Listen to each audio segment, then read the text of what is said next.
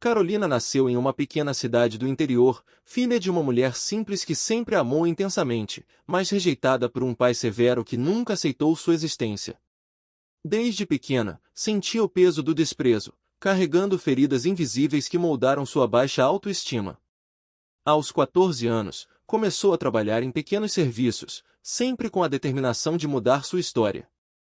Sonhava em ser alguém, mas dentro dela existia um vazio, a ausência do reconhecimento paterno. Quando completou 20 anos, decidiu deixar o passado para trás e se mudar para uma grande metrópole. Lá, o choque cultural foi intenso, pessoas elegantes, influentes, seguras de si. Carolina, tímida e insegura, começou a observar cada detalhe, como falavam, como se vestiam, como se portavam. Determinada, ela estudava em silêncio. Frequentava bibliotecas, assistia palestras, aprendia sozinha. Pouco a pouco, foi se transformando, do cabelo aos gestos, da forma de andar às palavras que escolhia. Nesse processo, conheceu Henrique Vasconcelos, um homem multimilionário, influente no setor de investimentos. Ele se encantou pela beleza e pelo carisma que Carolina havia desenvolvido. Casaram-se em uma cerimônia luxuosa, e, por alguns anos, ela acreditou ter alcançado a felicidade plena. Mas o passado parecia persegui-la. Quando descobriu a traição de Henrique com uma socialite conhecida, o mundo de Carolina ruiu. As velhas feridas de rejeição voltaram com força, quase a destruindo. Porém, naquele abismo de dor, algo despertou. Ela percebeu que já não podia mais ser dependente de ninguém, nem de amor, nem de aprovação. Carolina decidiu renascer. Com o pouco que havia conquistado, iniciou um pequeno ateliê de moda. A princípio, poucos acreditaram nela, mas sua sensibilidade, sua intuição e seu olhar refinado para a beleza conquistaram espaço. Ela não apenas criava roupas, mas transmitia histórias através delas, histórias de superação, força e feminilidade. Em poucos anos, sua marca se tornou referência internacional. Carolina passou a ser convidada para os maiores desfiles do mundo, capas de revistas e entrevistas.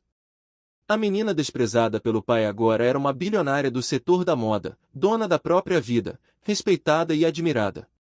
Mas, no fundo, o verdadeiro triunfo não foi o dinheiro.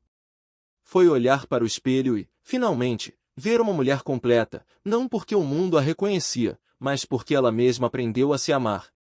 E, em uma noite especial, ao desfilar sua coleção mais íntima e poderosa em Paris, Carolina dedicou aquele momento à mãe, a única que sempre acreditou nela. O público aplaudia de pé, mas dentro dela, o silêncio dizia tudo. A menina rejeitada havia renascido em uma mulher inesquecível.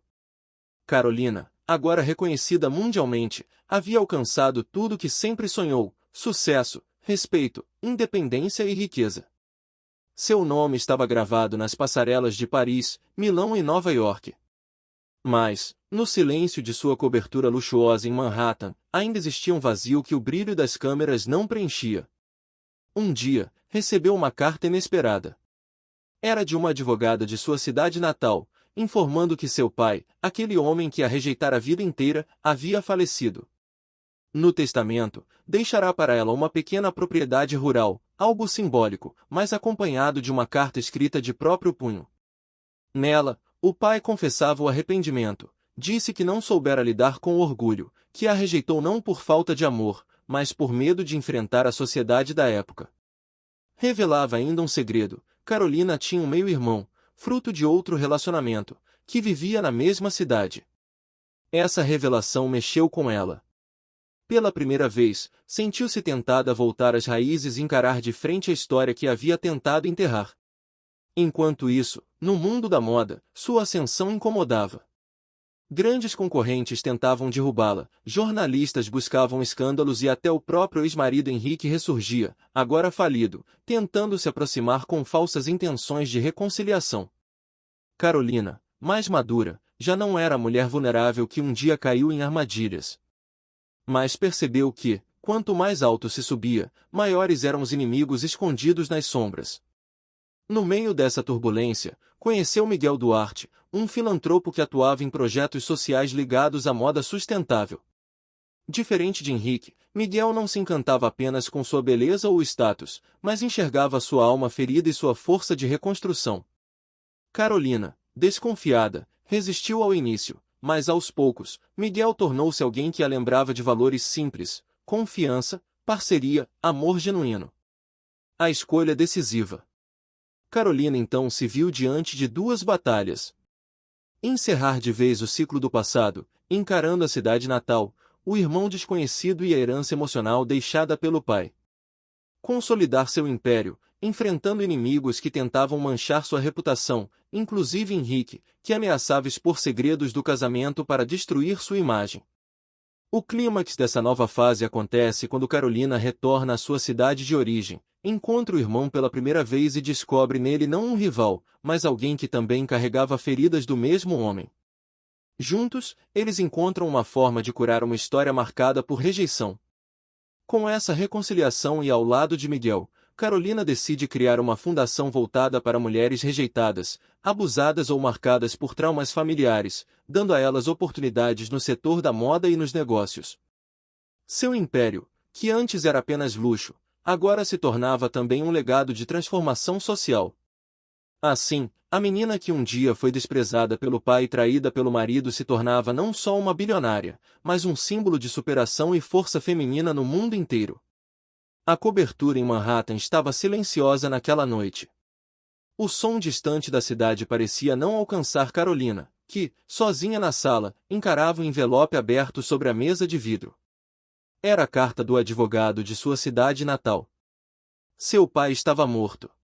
Carolina passou os dedos delicados sobre o papel já amarelado. Sentia a mesma mistura de raiva e vazio que carregava desde criança. Mas havia algo diferente naquela carta, as palavras de arrependimento do pai e a revelação de que tinha um meio-irmão. Ela fechou os olhos e respirou fundo. O passado estava chamando, e ela sabia que, cedo ou tarde, teria que responder. Você não é mais aquela menina que ele desprezou, murmurou para si mesma, tentando se convencer. Enquanto isso, o celular vibrou. Uma notificação de uma revista internacional. Concorrente acusa Carolina Vasconcelos de plágio em nova coleção. Ela franziu o senho. Sabia que era apenas o começo de uma campanha suja contra seu império. E então o telefone tocou. Do outro lado, uma voz conhecida. Henrique, Carolina, precisamos conversar. Carolina, com frieza, você não tem mais nada para falar comigo. Henrique, você acha que pode me apagar da sua vida assim? Eu tenho provas, documentos. Você não faz ideia do que está em jogo. Ela desligou sem permitir que ele continuasse. O coração acelerado, não pelo amor, esse já estava morto, mas pela ameaça. Henrique nunca aceitara a derrota.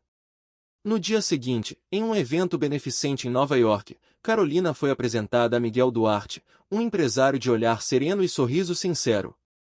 Diferente de todos os outros homens que havia conhecido naquele mundo, ele não parecia impressionado com sua fortuna ou fama.